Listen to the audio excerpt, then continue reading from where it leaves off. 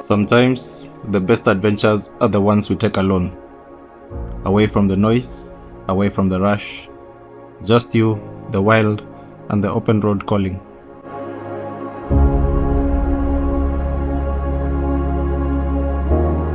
This time, I'm heading to one of Kenya's hidden gems, Mount Suswa, a place where nature speaks in echoes, where the winds carry stories, and where the earth holds secrets beneath its surface.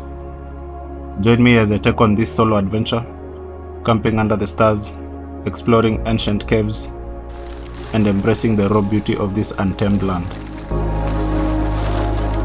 This is Mount Suswa, and this is my journey.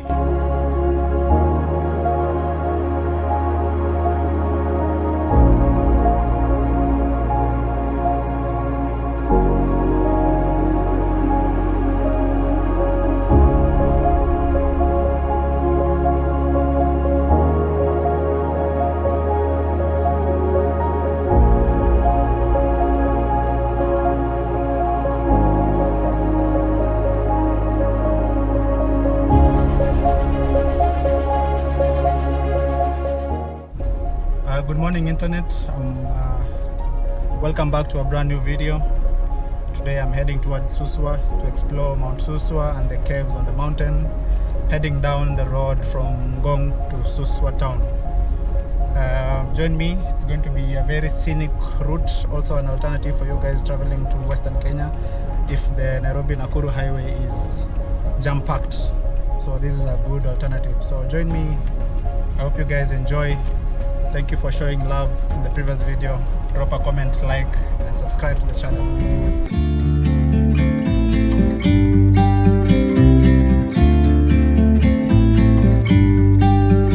About to leave, already packing. Come with me, I'm not really asking. We'll get away to a place where we don't know.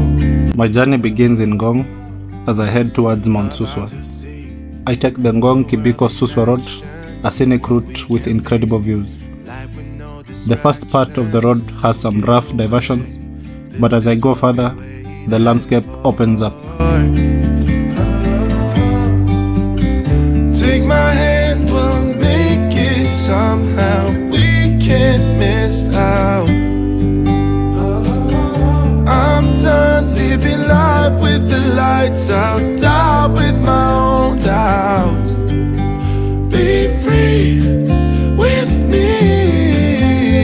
Wide plains stretch as far as the eye can see, and inselbergs rise from the valley floor. With every mile, the views get better and the sense of adventure grows. The road ahead is quiet, the horizon endless. A perfect way to start the journey. Freeway, Bonnie and Clyde, a classic cliche. We're on the run. This is what we waited for. Oh, yeah. Take my hand, we'll make it somehow. We can't miss out. I'm done living life with the lights out, die with my own doubts. Be free with me. Be free. Be free with me. Be free. As I approached the Maimahiu Suswa junction, the road turned dusty. We find that rising behind me.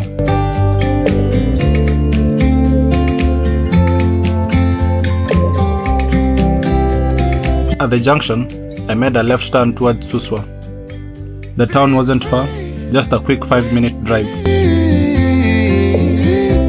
Yeah, let's go. Soon I arrived and met my guide, who would show me the route to the camp and lead the way for the adventure ahead. Oh, come on and let's go, let's be free with me. Yeah, be free, be free.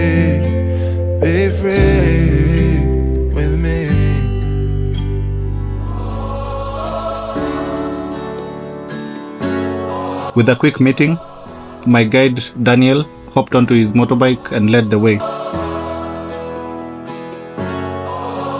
There are 2 routes to the mountain, depending on your vehicle and the experience you're looking for. If you have a low clearance vehicle or want to start with cave exploration, you'll need to take the longer route, which usually takes about an hour and a half. But if you're driving a 4x4, you can reach the campsite in just 40 minutes. However, even if you have a 4x4 and still want to explore the caves first, there's a specific route you should take. Stay tuned to find out the best way to get there and why it makes all the difference.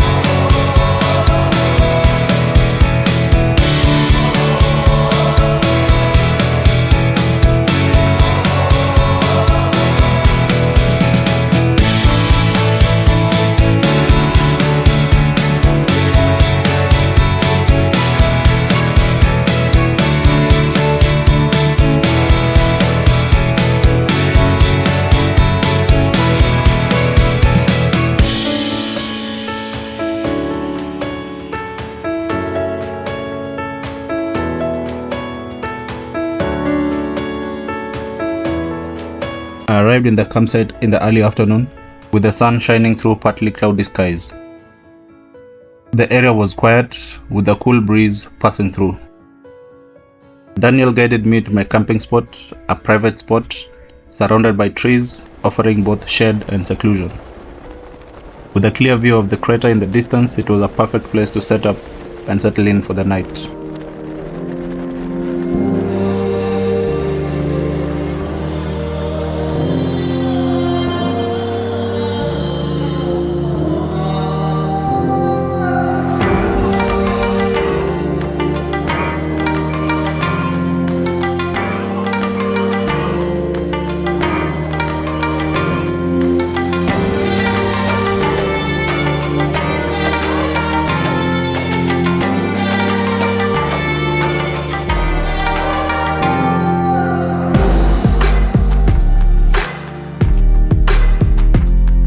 Welcome to Mount Suswa. My name is Kiano. I'm a local guide here, and I would like to share some story about Mount Suswa. Mount Suswa has erupted twice.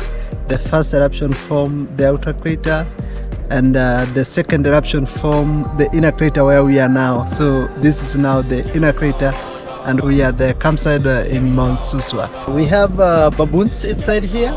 We have leopards, cliff springers, and of course we have hyenas outside here at the outer crater. What? So is it dangerous for me? No. They are not really dangerous for the human beings, but they are really dangerous for the livestock. Okay. Yeah. Do they come inside this area, this campsite? Yeah. Sometimes the leopard, they will just pass this path here. So sometimes you'll see the footprints very close to your tent or very close to your campsite in the morning. Yeah, the thing that of course you need to make fire, because of course when the wild animals smell the fire, of course they will go far away. Okay. Yeah. And who owns this land? Like, who owns the campsite and this? Is it a conservancy? Is it government owned? Yeah, this place, it's started back 2014. Okay. And this conservancy, it's owned by the Maasai community. It's everybody has their own title deed, but they decided to make or to register this place is a conservancy. Okay. Yeah, so it's owned by the community. What are some of the activities that I can do when I'm here? Okay, here in Suswa, we have kind of 3 activities. We have hike. You can hike from here to the highest peak of the mountain. Okay. With elevation of 2,356 meters. And you can also hike all around the inner crater. That's 22 kilometers. And that's the one activity. And then the second activity that we have around, at the outer crater, we have a certain place that the steam come out by itself. Okay. So the local who live in here, they decided to convert that steam into water through plastic pipe. So it's another activity that our clients normally go and explore. Okay. And the other side, on the eastern side in Kajiado, we have caves. Okay. And we have a very interesting cave that we call Baboon Parliament Cave. Okay. Where the baboon come and sit on the rocks. They hold a parliament. They hold the parliament. They share their stories. Yeah. And and we have also a colony of birds. Okay. Yeah. Yes. I'd be interested to visit that one tomorrow. Probably you can share your contacts so that if there's anyone who wants to visit this place, they can contact you. Yeah. My number is 0711 43 43 91. I had already received the briefing. Leopards and hyenas occasionally roamed the campsite at night, but as long as the fire stayed lit, they wouldn't bother me. Simple enough, or so I told myself.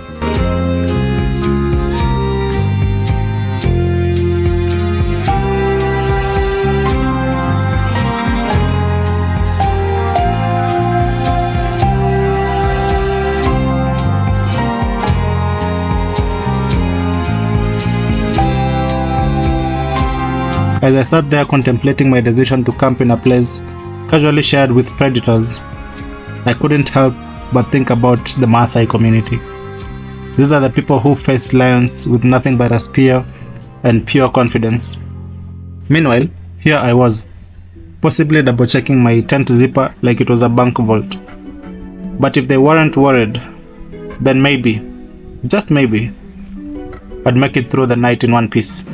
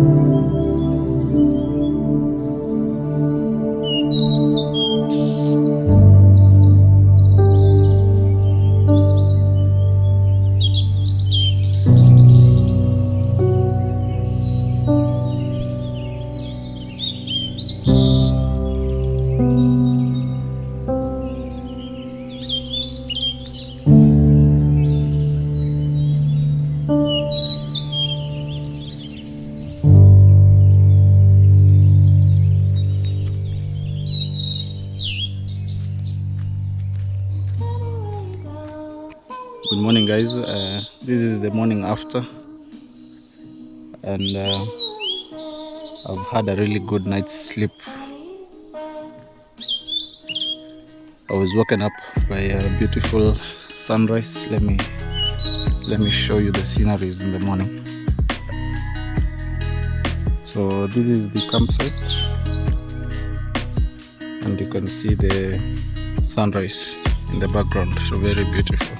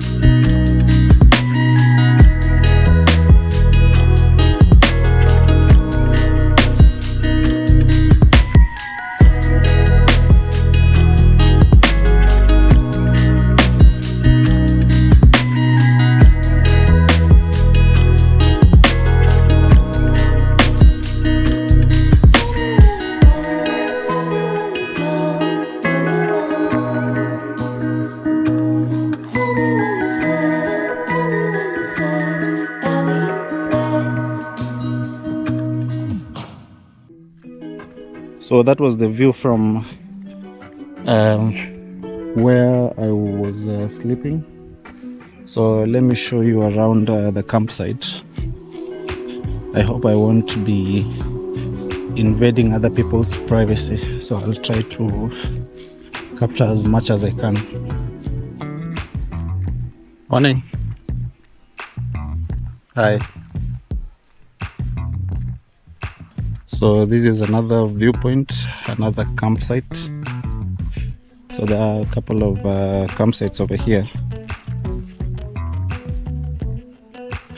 So we have some structures over here. I believe for those who come in large groups, they can use these structures or sheds for like cooking spaces. So let's check them out.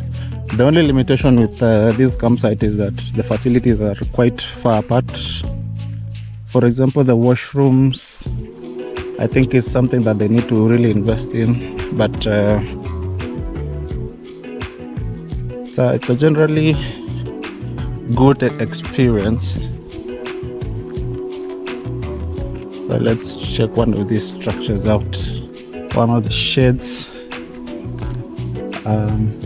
Not really a shed because I see it's a bit worn out, but decent space. So there are about 3 structures, and the washrooms are a bit far, so that is one of the limitations I was talking about. So you have to walk about it's quite some distance. So from the drone shot you can see that pretty much all the camping spots have been taken, and I cannot have a close-up shot from the ground, just as I had said, not to invade on anyone's privacy. So I'm still around, so if they leave, probably I'll just come around and show you guys the spots. But it's a really nice camping site. I really would vouch. It's a camping spot that I recommend anytime. It's really beautiful. So as you can see here, I think this is one of the campsites next to mine, and then the views are just still amazing.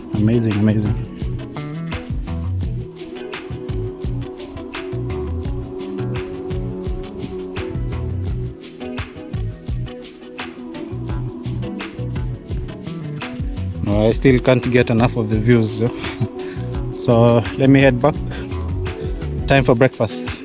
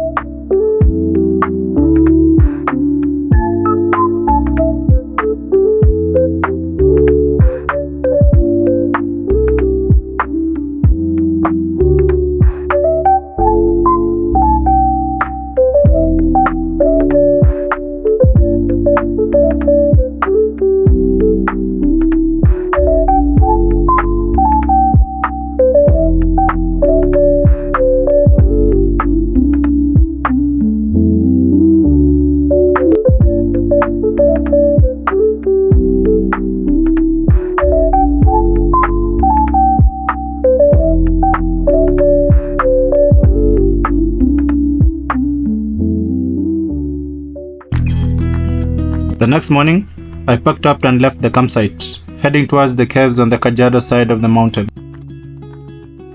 Despite the presence of predators, Mount Suswa is generally safe, and there's really no need to worry for anyone planning to visit. As long as you respect nature and keep a campfire burning, you'll be just fine.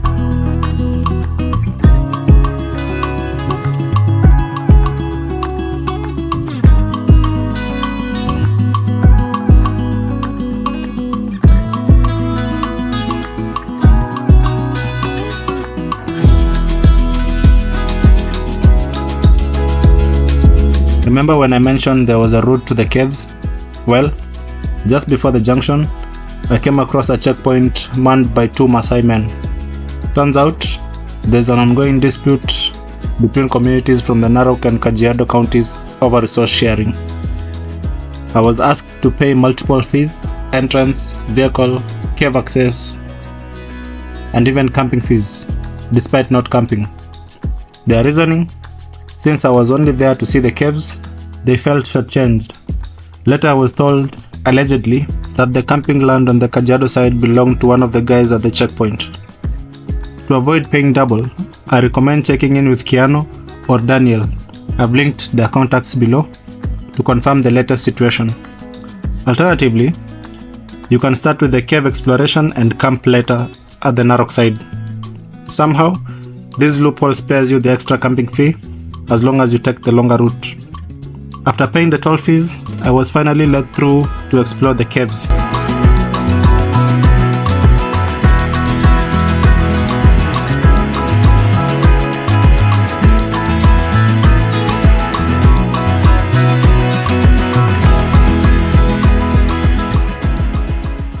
So these are Suswa caves, and this is cave number 18. And as I told you yesterday, the mountain erupted as a result of volcanicity. So how it formed these caves, there was a lava flow inside the ground and that formed a lot of caves. So this one is cave number 18, and this side is where we have cave 18A and B. When we get on this side, we are going to walk for like 200 meters, and then cave number 18A is being interconnected with the cave number 18B. So if we get inside cave 18B, we will walk for like 800 meters away, and then it's also interconnected with the cave number 14. So we are not going to enter into cave number 18B because people use ropes to go inside, and then you continue with the cave. And this side is where we have cave 18C and D. That's where we have, in C is where we have the baboon's parliament. And we call it a baboon's parliament because one baboon is seated on top of a rock, and then the rest of the baboons are seated on certain rocks, and then they talk on their tones. They say, We don't really understand what they say. Maybe they get to understand themselves. Okay.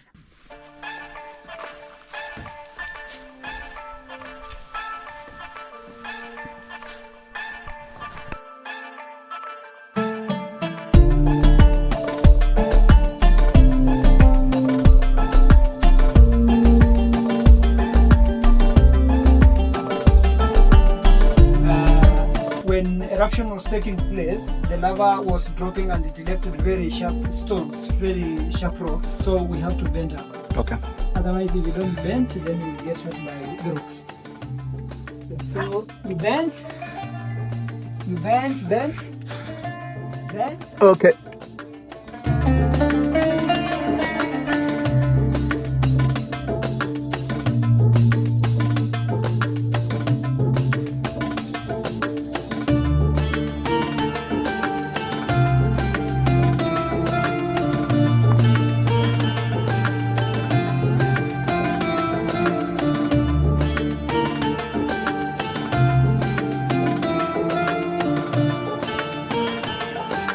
Yeah, so this is cave number 18B, and the wood over here is normally used by some people. They tie a rope on the wood and they go down. You can see how deep it is. Yeah, very deep. Around 20 meters down, and then when you get inside this cave, you will get outside at cave number 14. Yeah, So it's a very huge cave. Yeah, and you can also feel the breeze because of the opening. Yeah. Yeah. Wow. You can come a little bit close, and then you can see how it looks over there. Wow. So all the caves are interconnected. It's a huge cave. Yeah, it's really big. So some guys were really risking. You can see they were using some small ropes over here. This one is really risky because of also the rocks that are down. You can really get hit by the rocks over there. You can also listen some sound. Those are the bats. Those are the bats. So in this cave, we also have some bats.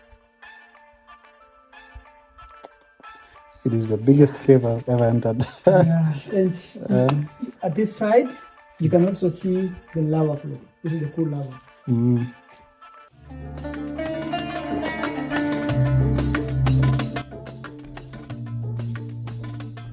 Wow. So there's another cave huku chini. Another cave.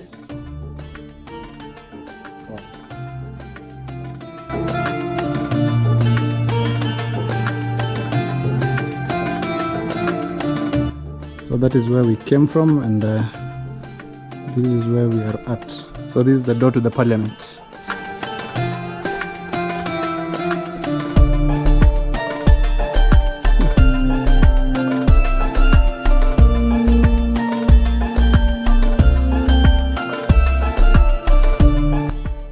This is the baboon's parliament, and when it's on those rocks, you can get close to those rocks.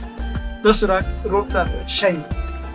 They look like they're polished because of the smooth bark of the baboons. Yeah, so this is where we call the baboon's parliament, because one big baboon is always seated here, and the rest of the baboons are seated on the rocks over there, and then they talk on their tones. Maybe they were asking, how was your trip on hunting? what they underwent on their road trip. And then after the baboons parliament, the meeting, they go on the walls and sleep on the walls. So the stains you are seeing over there, that is the baboons pee. So they do pee while they are asleep. So that's why you can see some stains on the walls over there. Yeah, so these openings over here, the skylights you are seeing here are always very, very busy on every morning and every evening, because early in the morning the baboons get outside and go and hunt, and the birds get inside. And late in the evening, the birds get outside and the baboons get inside. So within like 100 meters away, that's where we have the birds colony, whereby we have thousands and thousands of the birds. Yeah, so is there any question? Do they pass finance bills in the parliament? We don't really know. This is because of their language, so we don't really understand. Probably they have their own finance bill. Yeah, if they have their own finance bill. Okay. And these are also the roots from the fig tree on top there. So they sometimes use also the roots to access the parliament. Is there like a recording anywhere, even online, of when they're having the meeting or something? BBC did this a couple of years ago, but I never found the documentary. Yeah. Like they found the baboons sitting? They are the one who did investigation, set the cameras, and after a while they came and picked the camera and knew what's going on here. Yeah. But they haven't released the videos yet? No. Okay.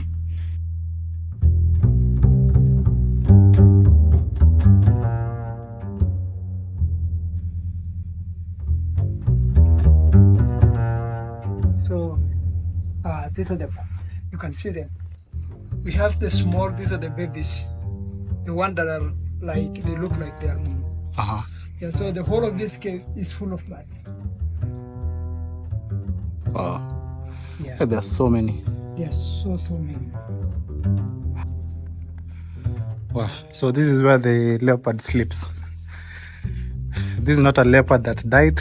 It's not a leopard that is old. It's, I hear a leopard that is existing, so I hope we won't find it.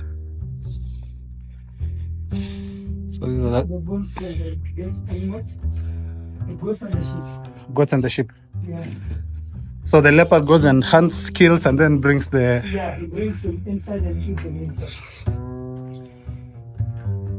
You can also see a drawing. Yeah. So this one was drawn here back in 1978. So there were some guys who were doing some movie things, so they drew a picture of a lion inside the cave. Yeah. Okay. So where's the leopard now? We are now heading to the... 1,000 ways to die. Yeah, so this is the leopard room. When you see on this on the floor, this one is having the soft bloom stone. So if you come here, you can even see there are some steps of, I think these are what the cuts. Yeah, so this cave is having an entrance here and also an exit over there. So the leopard was attacking some goats and sheep on top of the cave, and then bring them inside the cave. So if you try to follow the leopard gets outside over there. If you use the other tunnel where we have passed, the leopard comes this side and get outside from this opening over here. Yeah, so the leopard was playing hide and seek inside the cave.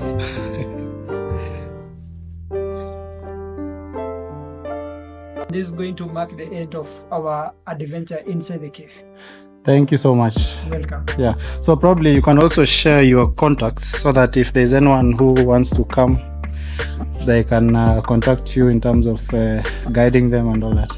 Yeah, my Kenyan number is 0795287076. Daniel, Mount Suswa. Sawa.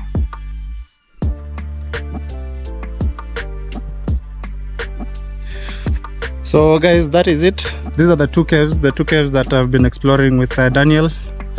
That is the second cave, it's just somewhere there. So if you're looking to come explore these caves, they are actually one of the biggest. I think it's definitely the biggest that I've ever been into.